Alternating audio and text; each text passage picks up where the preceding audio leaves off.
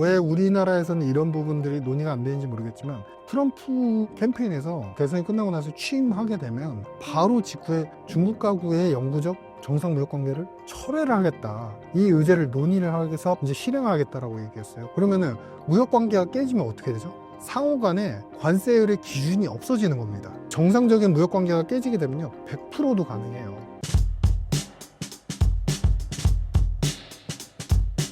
트럼프 공약 중 하나인 중국 관세 60% 부과의 실현 가능성은 어떻게 보시나요? 일기 때를 보시면 국가 비상경제권한법이나 무역법이나 관세법을 통해 가지고 중국에게 관세를 매기기 시작했죠. 그래서 처음에는 10%, 15%, 그 다음에 25% 이런 식으로 계속 올리기 시작했는데, 이거는 대전제가 우리가 꼭 아셔야 되는 게 항구적 정상무역 관계가 중국하고 깨지지 않은 상태에서 매기는 겁니다. 영구적 정상무역 관계는 1990년대 후반에 설정이 됐었고요. 중국하고 미국하고 교역을 계속 할 것이고, 미국 입장에서는 갖고 있는 인프라나 금융자본이 있는데 그 당시만 하더라도 중국의 인건비가 너무 쌌던 거예요. 그러니까 사실상 이곳에서 만들거나 공장을 구축해서 물건을 팔게 하고, 그래가지고 어떻게 보면 싼 노동력을 이용하겠다라는 측면에서, 그러면 우리는 소비를 중심으로 하고 이쪽은 생산을 중심으로 하는 국가 체제를 만들면 되겠다라는 합의하에 영구적 정상무역 관계를 결성을 했습니다. 그게 지금까지 온 거예요. 일기 때는 보시면은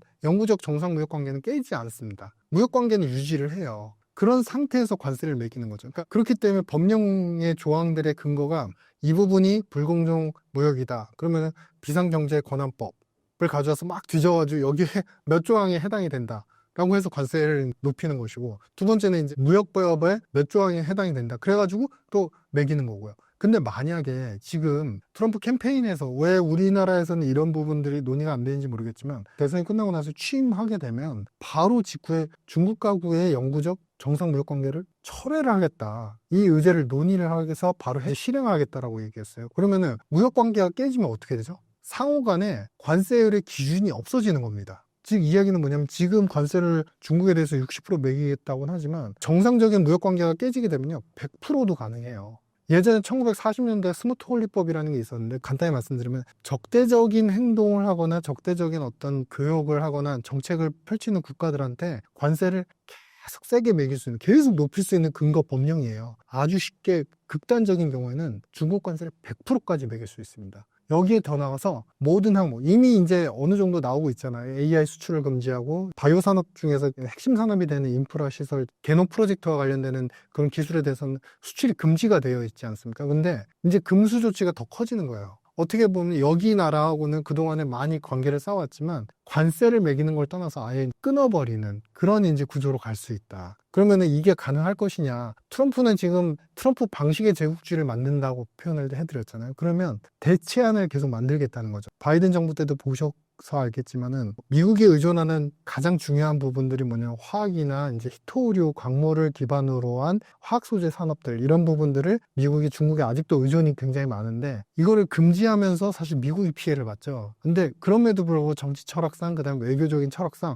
피해를 봐도 끊고 가겠다는 거예요. 이런 정책들이 아마 더 강화될 가능성이 상당히 크고, 그러면 이거를 어디서 차지를 하느냐? 지금 땅들을 자꾸 가져가려고 하잖아요. 그런 지역에서 히토리나 대체할 수 있는 광물들을 확보를 하고, 그거를 시간은 좀 걸리겠지만 그 시설물들을 어느 정도 구축을 해서 생산, 가공 가능한 그런 수준으로 만들어서 중국 없이 의존도를 갖다가 미국 스스로의 어떤 국가연합으로 해결을 해나가겠다. 독일 같은 경우는 화학소재 산업이 상당히 발전했기 때문에 아마도 지금까지는 안 나왔지만, 지금 캐나다나 그린랜드, 덴마크 이런 쪽만 집중이 되고 있지만 독일에 대한 압박이 아주 조만간에 굉장히 강화될 가능성이 있다, 이렇게 보여집니다. 트럼프 취임으로 미국은 향후 2년간 단기 호황을 이룰 것이라고 보시는 이유가 무엇인가요? 트럼프는 보시면은 욕심쟁이입니다. 미국인의 입장에서 보면 사실은 여러 가지 제국주의나 이런 정책들이 다른 나라 입장에서 부정적일 수 있지만, 사실 미국인 입장에서는 굉장히 사랑스러운 지도자예요. 왜냐하면 미국인을 사랑하기 때문에 이런 정책들, 미국 우선주의 정책도로 가고 있거든요. 근데 과거에 보시면은 오바마 때 트럼프 정권으로 전환이 되면서 그때 그 오바마가 시행했던 경기 부흥이나 재투자법이 있었는데요. 사실 이게 이 일자리나 인프라 투자 시설을 늘리는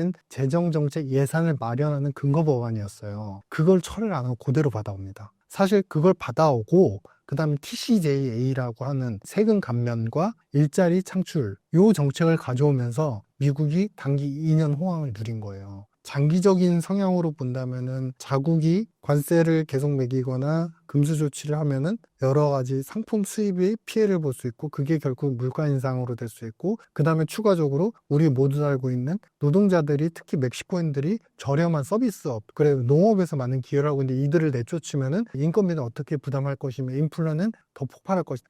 부정적 요소는 분명히 존재를 합니다. 근데 나쁜 일이 닥칠 수 있습니다. 우리 기후위기가 올 수 있습니다. 근데 그 기후위기가 서서히 오지 내일 당장 해가 뜨지 않는 게 아니잖아요. 겨울에서 봄으로 넘어가면은 해가 반짝 뜨면서 또 꽃이 막 피려는 파릇파릇한 모습 볼 수 있듯이 쉽게 말씀드리면 지금 10% 관세 그다음에 중국에 대한 60% 관세를 매기게 되면 2년 동안의 관세 수입의 금액 추정치가 지금 제가 계산해 보면 대략 2조 달러가 나옵니다. 2조 달러가 납니다. 이 2조 달러를 4년을 갖다가 나눠서 생각해 보죠. 연간 5천억의 관세 수입이 나온다는 거예요. 그러면은 이거를 예산으로 계산해 보죠. 트럼프는 지금 인플레이션을 고려해 보면은 바이든보다 약간 증액한 예산을 가져올 것이고 그거는 연간 7조 달러가 될 겁니다. 7조 달러에 대략 4천억 정도의 금액이 연간 수입으로 관세 수입으로 충당이 된다고 한다면 이게 얼마 정도의 규모죠? 대략 6% 규모인 거잖아요. 그러면 재정이 인플레 때문에 돈을 더 많이 써야 되는 불안한 요소가 생기더라도 최악의 그러니까 모든 다른 변수가 고정됐다고 한다면 인플레가 6% 이상만 넘어가지 않으면 재정 금액을 원래 7조 달러 동원해서 쓰는데 외부에서의 관세 수입 이제 매년 4천억 달러를 더 부과를 시키면서 인플레가 유발하더라도 돈을 더 부으면 되니까 더 쓰면 되니까 그만큼 방어가 가능한 거예요. 규모에 대한 체증이라고 하잖아요. 어느 정도까지는 이렇게 증가를 하다가 나중에 인플레가 더 강화되고 관세법 그다음에 반이민법 이렇게 되면은 나중에는 더 갖다 써야 되는 돈의 규모가 이제 나중엔 체증적으로 늘어나지 않습니까? 그 마지널한 기간이 바로 2년이라는 거예요. 저만의 견해가 아니라 옥스퍼드 이코노믹스나 아니면 피터슨 연구소에서 비슷한 견해를 밝히고 있는데요. 이 TCJI 같은 경우는 사실은 굉장히 강력하긴 합니다. 왜냐하면은 지금 초창기에 우리가 이제 세율을 인하를 하게 되면 우리가 같이 가져가는 게 뭐냐면은 연방정부의 규제 철폐죠. 아마 연방정부 규제 철폐는 R&D 세액공제뿐만 아니라 여러 가지 AI 산업과 이 클러스터링을 구축하는 데 있어서 이런 혜택도 있어요. 민간 펀드인데 민간 펀드가 여기서 조성을 해서 자신들 그러니까 미국 정부가 키우는 AI 산업, 반도체 산업에 투자를 하는 펀드가 결성이 되잖아요. 그러면 거기서 수익이 나면 그거를 수익의 일정 부분 세율을 내야 되는데 그걸 깎아줍니다. 그러면 펀드들은 사모펀드들이나 미국 해치펀드들은 사실 그런 펀드 하나씩 만들고 싶을 거 아니에요. 그럼 돈들이 계속 모이지 않습니까? 그러면서 지금 AI가 계속 커오고 있는 건데 여기에 공제도 더 높일 수 있다. 즉 이 얘기는 뭐냐면 기업 입장에서는 당장 세율을 인하여서 우리가 세후 영업이익 자체가 높아지게 돼요. 높아지게 되면서 이제 예를 들어서 세율을 5% 인하하면은 세후 영업이익이 5% 점프업 하는 게 아니고요. 그 외에 R&D 투자세액 공제, 그 다음에 민간 펀드들한테 여러 가지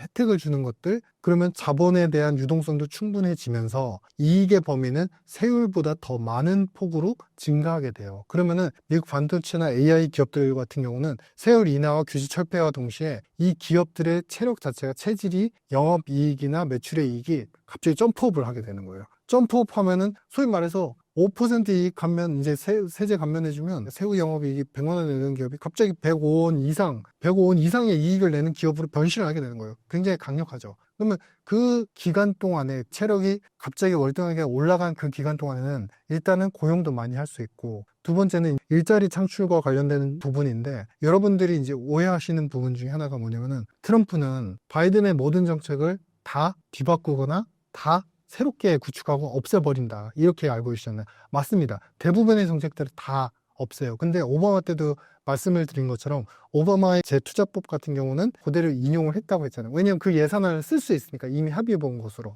근데 지금 제일 중요한 부분이 뭐냐면 우리 바이든 정부 때 일자리 계획법을 만들었어요. 이 일자리 계획법은 인프라 투자와 함께 동시에 일자리 확충을 하는 정책이었고 이 금액이 예산으로 설정된 금액이 약 1조 달러가 안 됩니다. 근데 이거를 10년 예산으로 잡아놨어요.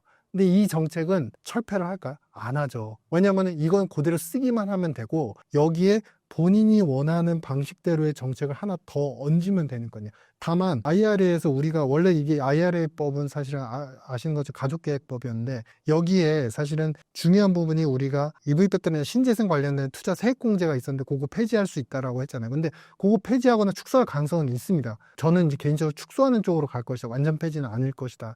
왜냐면 여기서 일자리가 너무 많이 만들어졌기 때문에 이렇게 보고 있는데 이 조항 중에 IRA법에서 의료보험을 지원할 수 있는 예산 법안의 근거 법령이 또 하나 추가적으로 있어요. 오바마에서 트럼프 1기로 넘어갈 때도 그랬고 이번에 바이든에서 트럼프로 넘어갈 때도 그렇고 대표적인 상징성이 있는 신재생이나 이런 거는 상당 부분 축소를 하지만 기존의 일자리나 자신들이 추구하는 이제 세제 감면과 세제 혜택과 의료보험 지원 뭐 이런 것들에 대해서는 이미 예산을 그대로 따와서 쓸 가능성이 있고 여기에 추가적으로 세금 감면과 일자리 창출 정책의 예산을 더 확보를 하는 거죠. 그렇게 되면은 어찌 보면은 트럼프는 예산을 추가적으로 일정 부분 제한적으로만 마련을 하지만 사실상 바이든의 이미 설정된 예산 금액까지 합쳐서 쓰기 때문에 단기 호황이 올 수 있는 거예요. 그래서 2년 정도는 굉장히 큰 호황이 올 수 있다. 오히려 너무 부정적으로 이제 이야기를 하시지만 사실은 뭐 이거는 1기 때도 항상 그래왔으니까 사실 2기 때 보시면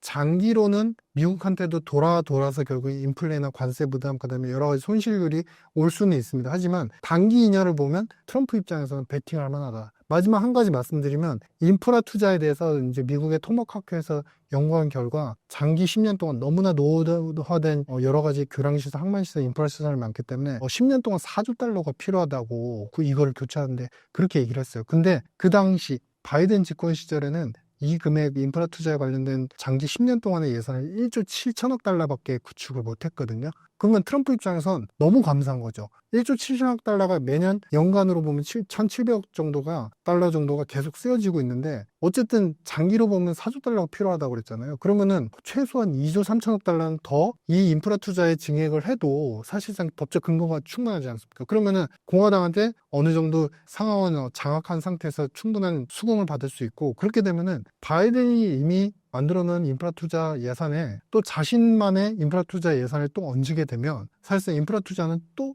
굉장히 업그레이드가 되는 거예요. 그렇기 때문에 결국 정부 재정 정책으로 먹고 살고 정책이 결정되고 경제가 결정되는 미국의 입장에서는 단기 2년은 좋은 일이 있을 수밖에 없다. 이렇게 보여집니다.